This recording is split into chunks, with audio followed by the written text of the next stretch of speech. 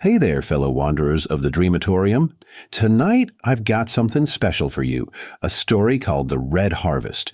And let me tell you, this one's definitely not the kind of fairy tale your parents read you at bedtime. I should know, I still can't walk past an attic without thinking about it. Look, I know you probably think you know where this is going. Little Red Riding Hood, right? Trust me, you don't. This is something else entirely. So get comfortable, maybe keep a light on, and let me take you somewhere where shadows aren't just the absence of light. They've got teeth. Before we dive in, and I probably should mention this, tonight's visit to the Dreamatorium might leave you checking the locks on your doors twice. Just, giving a heads up. The Red Harvest. Chapter 1. Blood on the Wool. The attic exhaled a musty sigh, its stale breath tasting of forgotten winters and sealed secrets. As Pearl stepped forward, her small, polished shoes shattered the ancient silence, each footfall leaving precise imprints in the thick blanket of dust that had accumulated over decades. The darkness seemed to swallow her presence, the footprints fading behind her, as if erased by the very shadows that inhabited this space. The air had teeth here, savage and sharp. A stark contrast to the gentle spring afternoon that existed beyond the confines of this forgotten realm. Her breath bloomed in white plumes, quickly devoured by the relentless shadows that clung to every corner. Through warped window panes, blade-thin rays of sunlight penetrated the gloom, their feeble attempts at illumination serving only to highlight the particles of dust that danced in their wake, like ash from a long, dead fire. This attic had always been her sanctuary, a place of solace and refuge. But today, for the first time, it seemed to resent her intrusion, as if the secrets it held were not meant to be disturbed. Pearl's heart raced as her gaze settled upon the corner where a single mitten lay in stark contrast to the monochrome dust. Its vibrant crimson hue seemed to pulse with a life of its own, a beacon in the attic's colorless landscape. She approached with cautious steps, her brow furrowed in confusion. The mitten's placement was too deliberate, too perfect to be a mere coincidence. As she knelt, her small fingers hesitated before brushing against the soft fabric, its fibers cool and unfamiliar. A shiver ran down her spine, and she snatched her hand back as if burned. The attic seemed to watch her every move, the air growing heavy with an unspoken tension. Pearl's mind raced with questions, trying to understand the significance of this strange offering. She rose slowly, her eyes never leaving the mitten, a sense of unease settling in the pit of her stomach. With each step, the attic seemed to whisper secrets just beyond her understanding, the floorboards creaking beneath her feet like a warning. Pearl knew, with a certainty that defied her young age, that the mitten was a sign of something larger at play, a mystery that she would have to unravel. Pearl lifted her head, straining to catch the faint melody that floated through the air. It was a subtle hum, like a music box struggling to play an old tune. She followed the sound to a high shelf where a dusty music box sat, its lid cracked open as if inviting someone to listen. But instead of sweetness and nostalgia, the notes held a chilling quality, like something out of a nightmare. Pearl shuddered as she recognized the tune. A once comforting melody, now twisted into an unsettling refrain that seemed to echo from the depths of her nightmares. Her heart kept time with the fractured song, each beat an echo of the discordant notes that swirled through the attic like an unfelt breeze. The shadowed corners seemed to lean closer, listening, as if the fractured lullaby were a siren's call meant solely for them. Pearl felt the familiar prickle of anticipation skitter across her skin, mingling with the cold that never seemed to leave her bones up here amongst her treasures and trials. The mitten lay on the table, a crimson island in a sea of dust-laden wood. Pearl's small hand hovered above it, trembling slightly, as if sensing the weight of the task ahead. The air around her seemed to thicken, the ancient beams and time-worn symbols leaning in. their whispers mingling with the eerie melody that threaded through the room. With a deep breath, Pearl's fingers descended, brushing against the soft wool. A tingle raced up her arm, a spark of something ancient and powerful. Her hesitation melted away like frost beneath the first rays of dawn. Her movements became fluid, graceful, a dance of purpose and intent that belied her tender years. As she worked, the song crescendoed, its notes weaving through her actions, guiding her hands like invisible strings. The attic's whispers wrapped Pearl in their embrace, the rhythm pulling her deeper and deeper, until the outside world was nothing more than gossamer threads of memory, shadows behind a gauzy veil. Pearl's fingers danced over the leather, the notebook's spine a stalwart keeper of whispered truths amidst the attic's hushed breath. The cover bore only a gilded date, stark against the shadows. Crisp pages beckoned, lines precise with inky secrets, a tapestry of forbidden lore. Each letter a silken stitch in the weave of her arcane schooling. The tomes stood sentinel, a bastion of esoteric mysteries rising above forgotten treasures, adrift in dust-laden dreams. The afternoon light, hesitant and weak, filtered through the room's solitary window, its rays falling upon Pearl's workspace with an intruder's subtlety. Dust danced in sun-slivered beams, a celestial ballet of forgotten remnants. Shadows stretched languidly across floorboards, reaching with deliberate intent into waiting corners. In this dance of light and darkness, nothing was left to chance. Each shadow, however faint, cast a line or an angle that seemed to map the very air, as though plotting the invisible currents that bore the scent of metal and decay. Pearl observed the geometry of gloom with an artist's eye, finding comfort in its precision, the unspoken suggestion that even in this place of shadows, there was order to be found, a pattern to be followed. She turned a page in her notebook, the sound sharp in the overwhelming silence. The date at the top marked today, fresh ground for the seeds of her next grim harvest. Below, her notes began anew, the words meticulous and devoid of innocence. They told of things no child should know, and yet to Pearl, they were as familiar as the lullabies that no longer lulled but taunted from the edges of memory, fractured and chilling. This was her domain, a sanctuary where suffering's brushstrokes paint masterpieces of calculated anguish. No innocent dwells here, only an architect meticulously crafting agony's legacy. Each precise stroke a testament to pain's artistry. The walls whisper of torment, bearing witness as anguish bleeds across the canvas of this hallowed space. Pearl shifted, the leather of her shoes whispering against age-worn wood. The attic's geometry of gloom, a natural habitat for her unnervingly precise endeavors, wavered as if disturbed by a breath that was not her own. In the penumbra beneath the door, where light surrendered to shadow, the darkness deepened, swelling with an intensity that seemed to pulse with its own sinister rhythm. It was as though the absence had taken on substance, a malignant observer exuding patience. She tilted her head, her eyes reflecting no fear, only recognition.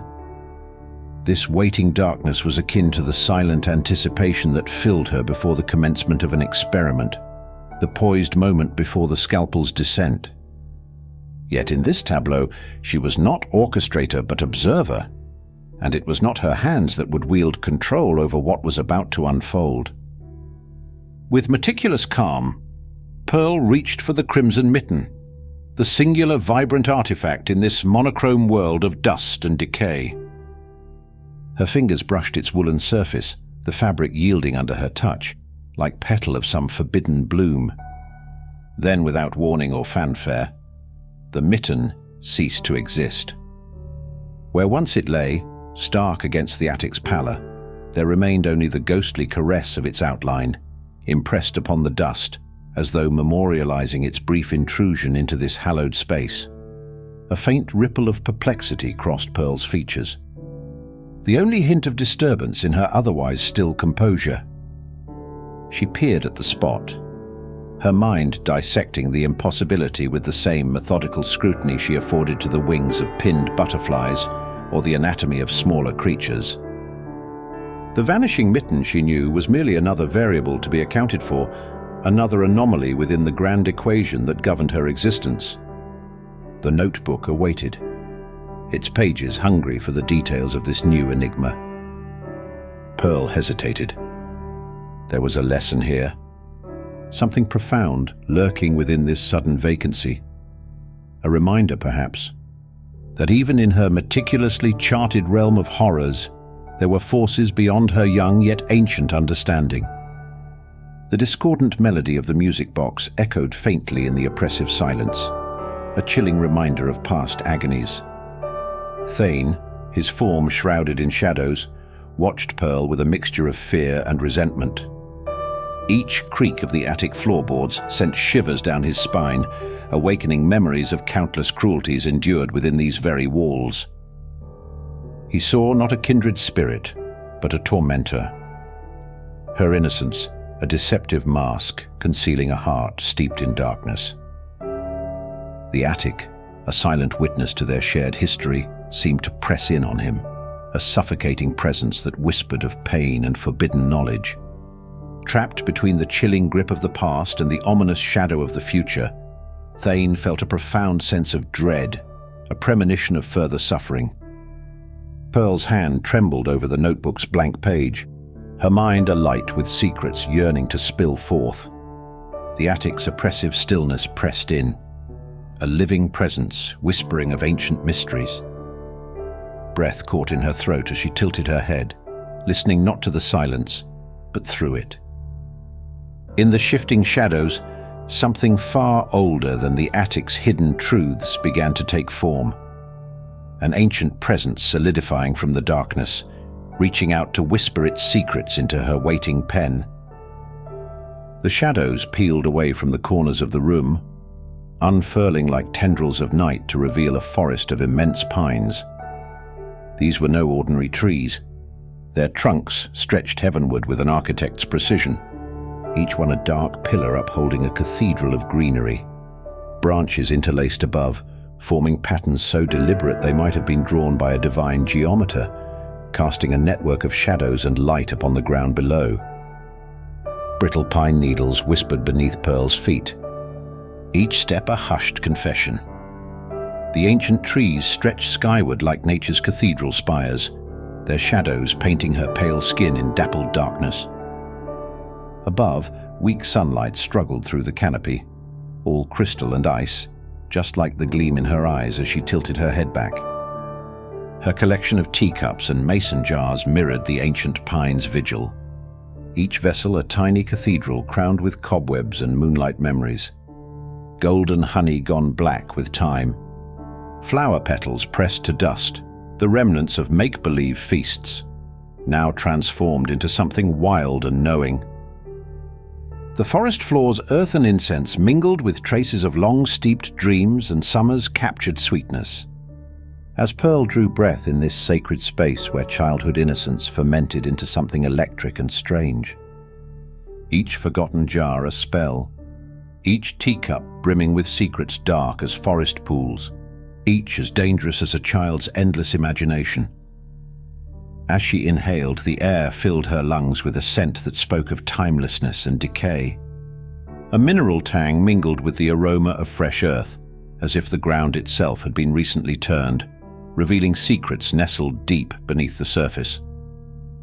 Pearl recognized this smell. It was the odor of potential, of life and death intertwined, waiting to be unearthed, catalogued and understood. She reached for her lunchbox, the innocent facade hiding her instruments of inquiry. With practiced ease, she selected a tool, its metal surface glinting with purpose.